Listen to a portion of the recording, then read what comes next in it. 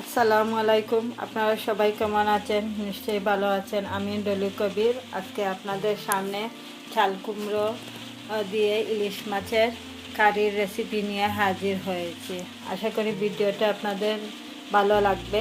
এখন চলুন এই রেসিপিটা রান্না করতে কী কী উপকরণ লাগবে সেটা আমি আপনাদেরকে দেখিয়ে দিচ্ছি। চাল কুমড়ো দিয়ে ইলিশ ইলিশ মাছ দিয়ে কারি রান্না করার জন্য আমি কী কী উপকরণ নিয়েছি সেগুলো আপনাকে দেখে বলে দিচ্ছি। এখানে আমি একটা চাল কুমড়ো নিয়েছি, যেটা স্কিন ফেলে কেটে ধুয়ে রেখে দিয়েছি। এখানে ইলিশ মাছ নিয়েছি এবং ইলিশ মাছের মাথার সাইডটা নিয়েছি।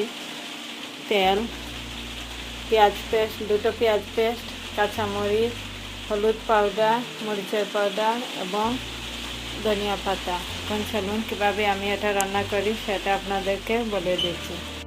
আমি চুলা অন করে একটা হাঁড়ি বসিয়ে দিয়েছি। এখন এটার মধ্যে 2 টেবিল স্পুন তেলটা দিয়ে দেব এবং সাথে আরেকটা ফ্রাই প্যান বসিয়েছি মাছটা ভাজার জন্য। ওটাতে আমি 1 টেবিল স্পুন তেলটা দিয়ে দিয়েছি। আমি মাছের মধ্যে স্বাদ মতো লবণ, 1/2 টিস্পুন হলুদের গুঁড়ো, 1/2 টিস্পুন মরিচের পাউডার দিয়ে মাছটা মাখিয়ে নেব। তরকারি রান্নার আগে মাছে একটু হলুদ মরিচ মাখিয়ে মাছটা ফ্রাই করে নিলে আর গন্ধ করে না ফ্রিজিং মাছ।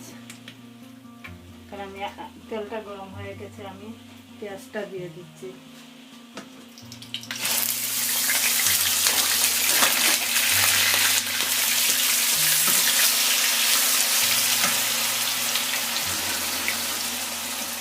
আরেকটা চুলায় আমি মাছগুলোকে দিয়ে দিচ্ছি ফ্রাইয়ের জন্য।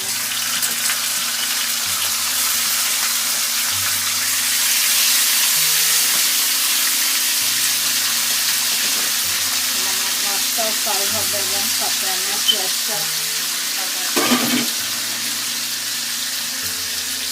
পেঁয়াজের স্বাদ মতো লবণ দিয়ে দিচ্ছি।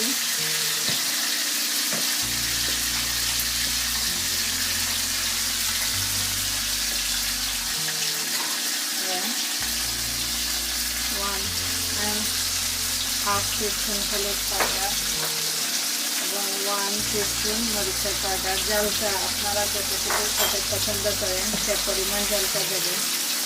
কারণ আমার মশলাটা ভালো করে কষানো হবে। 10 মিনিট কষানোর পর আমি এটাতে চাল কুমড়োটা কেটে রেখে দিয়ে দেবো।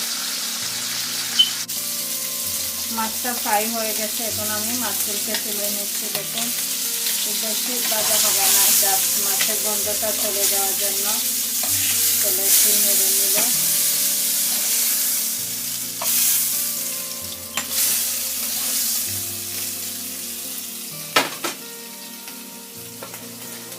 পরের মশলাটা আমি আপনাদেরকে দেখিয়ে দিচ্ছি। দেখুন ভালো করে কষানো হয়ে গেছে। এখন আমি এটাতে কেটে রাখা কুমড়োটা দিয়ে দিচ্ছি, চাল কুমড়ো।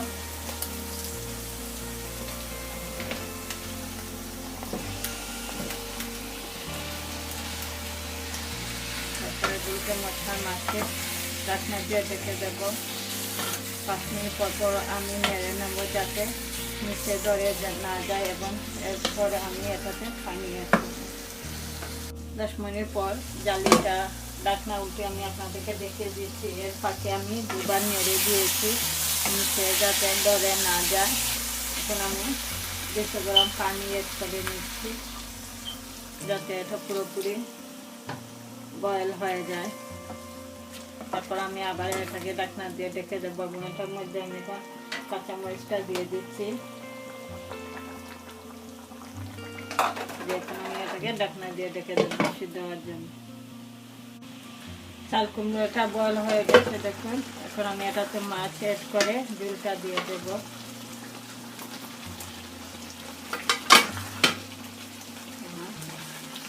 ইলিশ মাছ দিয়ে চাল কুমড়ো রান্না। আমি এখন এটাতে 200 গ্রাম পানি দিয়ে দিচ্ছি। টোটাল আমি 400 গ্রাম পানির মতো আমি পানি অ্যাড করেছি এটার মধ্যে। আমি এটা ঢাকনা দিয়ে ঢেকে দেবো। পানিটা বয়েল হওয়ার পর আমি ধনিয়া পাতা দিয়ে নামিয়ে নেব। চাল কুমড়ো দিয়ে ইলিশ মাছের তরকারিটা রেডি হয়ে গেছে। এখন আমি এটাতে ধনিয়া পাতাটা অ্যাড করে নিচ্ছি। নিয়ে আমি এটাকে একটা সার্ভিং ডিশের মধ্যে এবং সাদা ভাতের সাথে পরিবেশন করে দেখিয়ে দিচ্ছি।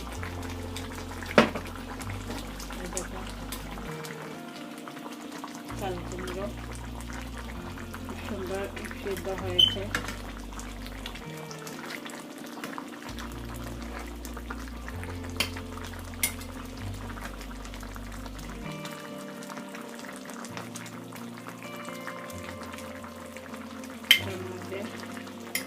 ইলিশ মাছ দিয়ে রান্না করলে এই কারিটা অনেক সুস্বাদু এবং মজাদার। চাল কুমড়ো দিয়ে ইলিশ মাছের কারির রেসিপিটা রেডি হয়ে গেছে। আমি একটা সার্ভিং ডিশের মধ্যে এটা নিয়ে নিয়েছি। এটা খুবই মজাদার এবং সুস্বাদু একটা রেসিপি।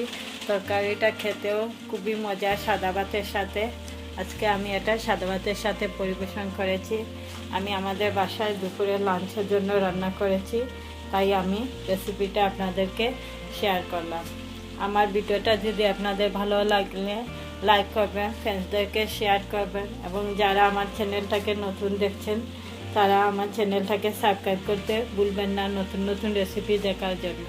সেই পর্যন্ত সবাই ভালো থাকেন, সুস্থ থাকেন, আমার জন্য দোয়া করবেন। ইনশাআল্লাহ খুব শিগগিরই আবারও আমি নতুন রেসিপি নিয়ে আপনাদের সামনে হাজির হব। আল্লাহ হাফেজ।